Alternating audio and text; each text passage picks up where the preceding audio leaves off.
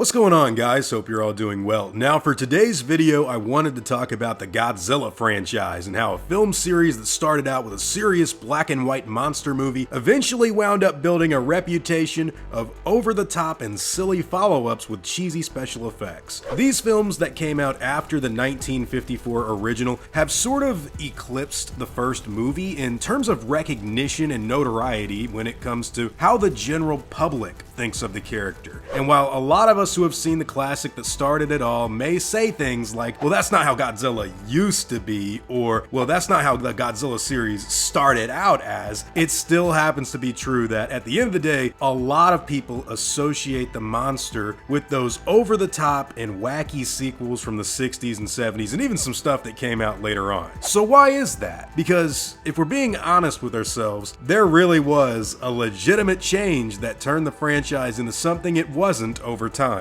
In a similar way to something like what we all saw happened on the Batman movies, what happened with 007 at one point in time, or even how the Jurassic Park films started to change. Well, for today's video, I wanted to go over that because in my mind, there is a specific reason that this happened, and it actually has nothing, believe it or not, to do with Godzilla, or even the Japanese way in which these original films were being created. But rather, this change comes from the influence of something from America that ironically shifted everything in a more goofy direction.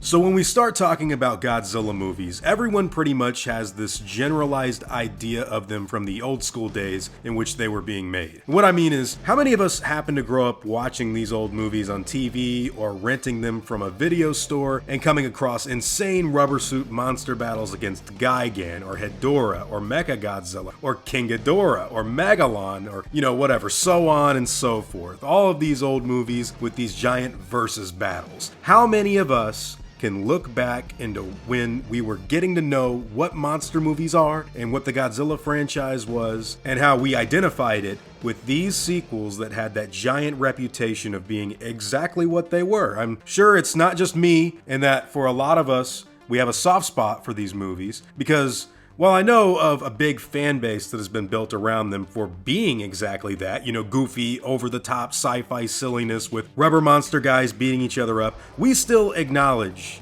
all of that stuff with an understanding or appreciation for other monster movies of the time that were of a higher quality, like, say, The Beast from 20,000 Fathoms, or It Came from Beneath the Sea, or even that giant ants movie called Them. We become fans of these films, but we still know what these movies are and how they stack up against everything else that was, of the monster variety at the time. Now, that journey of discovery eventually led to someone like me seeing the 1954 original Japanese version of Godzilla and being blown away at how different and, dare I say, significantly higher quality and very serious Godzilla had been before he became known for that over-the-top crazy stuff that went down in the sequels. So what exactly happened? How do we go from this original film, what Godzilla started out as, what he was first meant to be, and what he is well recognized as being excellent in every way in that first film, to fighting aliens and robots and giant radioactive dinosaurs in the sequels? How did that happen, man? Well, believe it or not, it all starts with Godzilla meeting somebody else that was already well established at the time.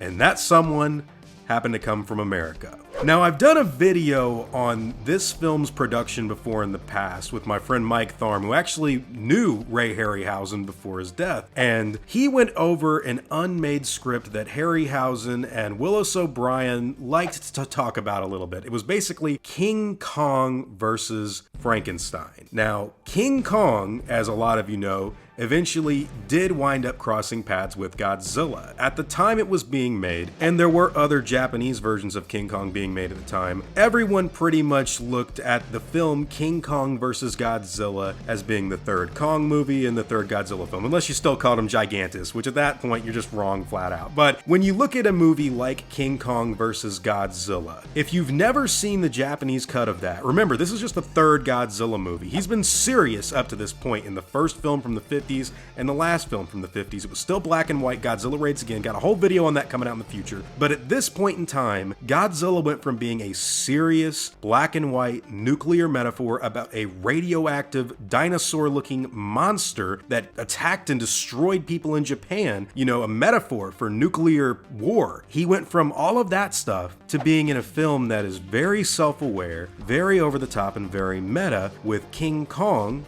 being the center protagonist monster going up against Godzilla as the sort of underdog versus this Japanese threat, this big killer monster. But it's not a serious film. It's not about nuclear war. It's not even an adventurous, serious, dark tale like the first King Kong was set on Skull Island. King Kong versus Godzilla, if you don't know it already, is a comedy. And it's a well-acknowledged comedy about someone trying to boost ratings by having King Kong and Godzilla fight each other. It's very self-aware. It's the first film in color for both of these franchises. It's the first film that actually featured Godzilla going up against, you know, someone else as like the main focal point of the film. He fights Anguirus and Raids Again, but it ain't like what it is in King Kong versus Godzilla. And it is very interesting that this is the movie, the first film that was in color and featuring the actual battle as its focal point, that had Godzilla being taken out of his element and being shown in honestly a comedic, over-the-top point of view. King Kong was not like that in the earlier films that were made with Willis O'Brien. If you go back to 1933, both King Kong and Son of Kong, while yes, it was a little more silly, these are still adventure movies. These are still old school 30s classics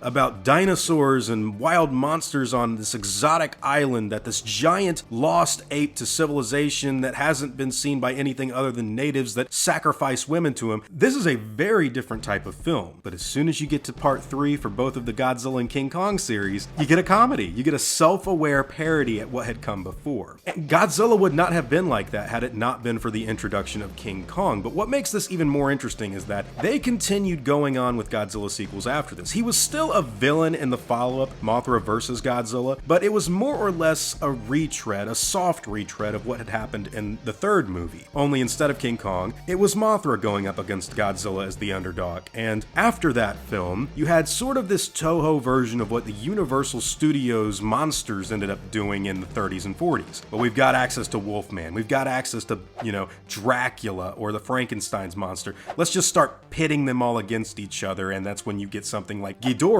the three-headed monster, where Godzilla and Rodan and Mothra go up against this brand new villain, a three-headed dragon from space. After that, you send Godzilla to space. Now he's a little more of a good guy, but he is still this threat that's happening. Well, after that, believe it or not, the influence of an American monster once again made its way into the Japanese Godzilla movies. This time, it was way more severe. So, in the 60s, development from Toho began on another King Kong movie. But because something fell through, this movie wound up not being made as King Kong. Toho just decided to replace King Kong with Godzilla. There was an entire story about Kong fawning over this girl, like he often does. They brought back his electrical powers that he had in King Kong vs. Godzilla. It's set on an exotic island, much like other King Kong movies are, and he would fight a giant creature, you know, instead of like a bug or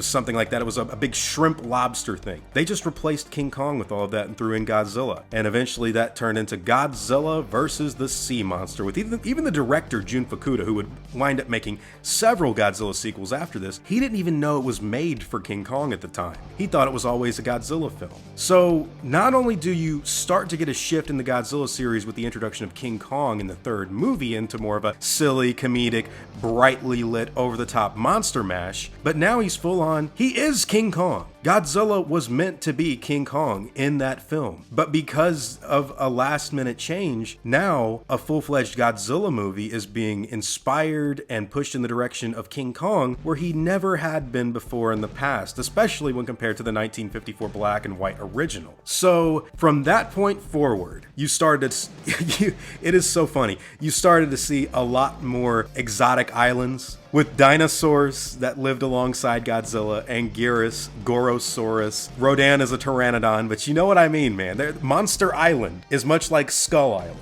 And you've got Godzilla as kind of like the king of the monsters at that point, much like King Kong was the ruler of Skull Island. Everything is bright. Everything's lush and tropical. There's much more of a focus on Godzilla defeating other creatures in a similar way to what King Kong did. King Kong was never the villain in the 1933 movie, maybe the villain to the people, but he was the hero fighting the dinosaurs on Skull Island and protecting Anne from the T-Rex and from, the water creature that came out of there, or the Pteranodon, or whatever you want to, insert here. Good boy, little Kong. Say, can he scrap? Just like his old man.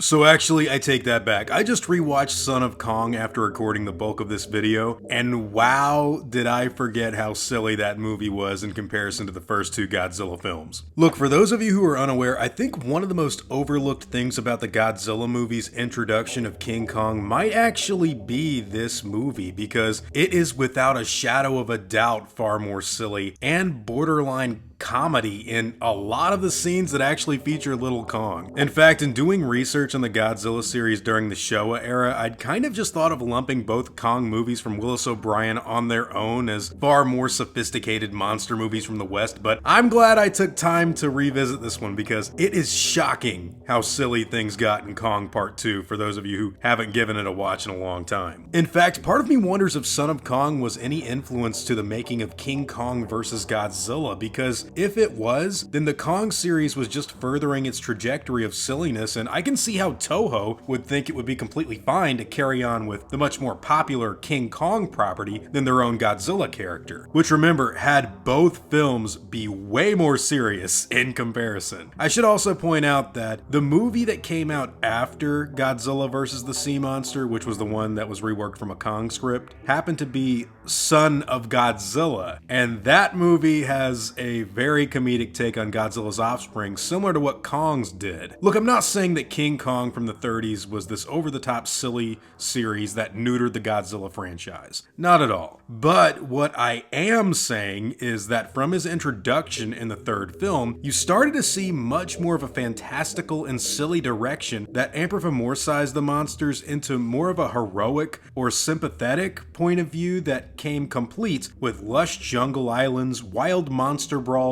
and characters on little adventures that found themselves caught in the middle of Godzilla's destruction. Sometimes Godzilla even inadvertently comes to their aid, or another monster like Jet Jaguar or King Caesar does in the same way that Kong had been known to do earlier. Bottom line, Son of Kong may actually be the real culprit here, and for those of you that have never seen it, you're going to be shocked at how much of a parody that film was before King Kong vs. Godzilla was ever made.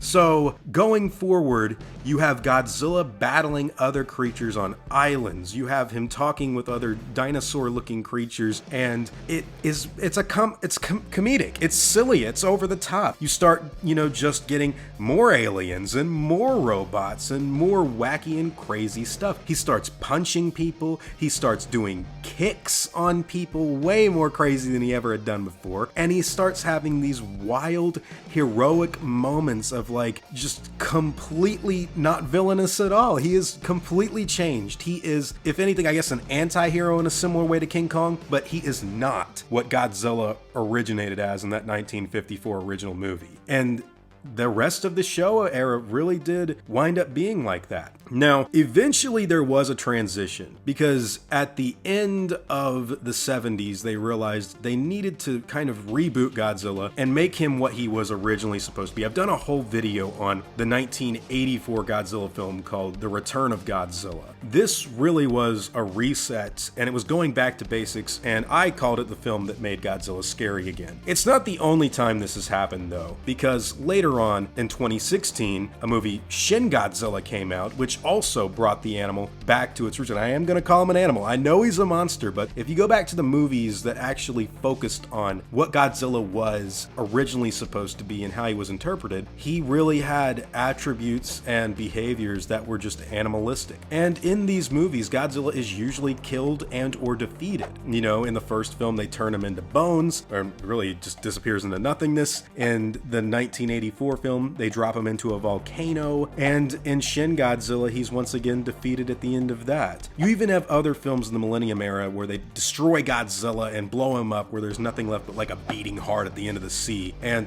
very Reptilicus, by the way. I love that GMK ending. But, you know, it's funny to look back on what we in the West, or Americans in general, kind of associate with the Godzilla franchise. My dad, everybody that was older than me, they would always say, oh, Godzilla, you're gonna rent one of those movies. Clayton, you know what you're getting yourself into. It's just two guys in rubber outfits beating each other up. But I liked that growing up. I knew what I was getting into. Did I know it wasn't as good as King Kong? Of course I did, until I saw the 1954 original Godzilla movie. Then I was like, oh wow, this actually used to be more serious than King Kong and have way more weight. And they do kill Godzilla. Humans do have the ability to destroy this monster. Humans have the ability to not only destroy the monster, but to destroy the world with the technology and folly of, you know, man, that they've got going on here with this messaging. And it was always shocking to me, going back and watching all of these films and figuring out where things fit in the timeline, that the actual reason Godzilla became known as over the top and wacky, cheesy, you know, with his sequels, had nothing to really do with what Godzilla was in the first place. And it really had to do with the introduction of King Kong. And I know that you can say, oh, well, that was just the direction they went in with the third film, you know, with King Kong versus Godzilla. But it's really more than just that, because remember, they repurposed an entire King Kong script into a Godzilla movie. Godzilla, you know, is fawning over a woman.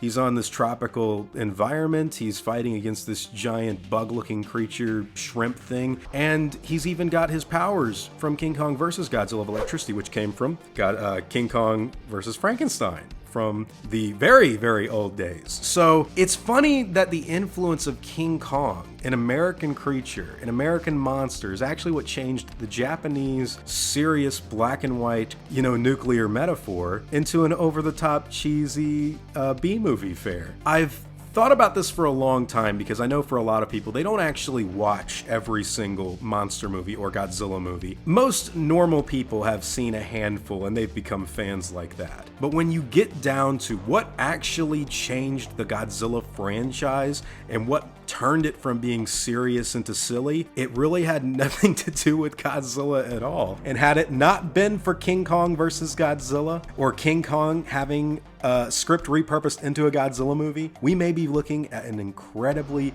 different franchise here. Just imagine if that stuff never happened. What do you think Godzilla 3 would have been like after Raids Again if they made another one where he breaks out of that ice he's been encased in and has to do something else in another movie? I guarantee you it would have been similar to something like Rodan or Varan or something else out of Toho that had nothing to do with comedy or over-the-top silliness that, you know, they eventually became very well known for. But anyways, guys, those are all just my own thoughts and opinions on how this franchise changed, how it went back to being serious in a few of the other movies, but also how Godzilla really did turn into something else when it came to the introduction of King Kong. You know, you can go back at other franchises. Batman is a great example with what Tim Burton did in the 1989 and 1992 movies that were very dark, very gothic, and very surreal, very representative of the source material in some degree. But then you get to what Joel Schumacher did, which is just crazy, off the wall, neon lights comedy. And that's what Batman became known for after that. And they had to go back later on and make it dark and gritty again with the Batman Begins trilogy that started with Christopher Nolan. It's very interesting how these things can bend, evolve, and change over time. And like I said, I grew up loving the Showa movies. That was my introduction to Godzilla. The first Godzilla movie I ever owned was Godzilla vs. Megalon. And I ate it up, man. I thought it was great. But that's not really representative of what Godzilla originally is in any way of, like, you can't take Jurassic World Dominion and say, this is what Jurassic Park is all about, because you're just wrong. That's not true. That's not what it really was meant to be, what it started off as. Dr. No is nothing like The Spy Who Loved Me. You know, it's one of those situations where you actually have to sit down and look at a movie like, let's say, Ridley Scott's Alien, and then compare that to Alien Resurrection or Aliens versus Predator Requiem. I mean, how do we get here? It's very easy to figure out and pinpoint the changes in direction of these giant franchises, but King Kong, of all things, the movie about a giant ape on a dinosaur island fighting things and eventually climbing up the Empire State Building, a serious movie, mind you, a serious monster movie, that American creature is what eventually changed the course of the Godzilla franchise in the 60s and 70s. And they've gone back to its roots in ways that I know it pisses people off, but the 98 movie, a little more to the roots than something like Godzilla vs. Megalon or Godzilla vs. Gigan. I love talking about this stuff. I love monster movies in general. I've, gone over this a million times in my head, and I wanted to throw it to you guys. How do you think about all this? What is your interpretation of the Godzilla series? What do you think about them changing over time and going back to what made the monster great in the first place with 1984 and 2016 in particular? Whatever your own thoughts about Godzilla and how the franchise changed and what the movies mean or have meant over time happen to be, I'd love to hear all about them in the comments down below.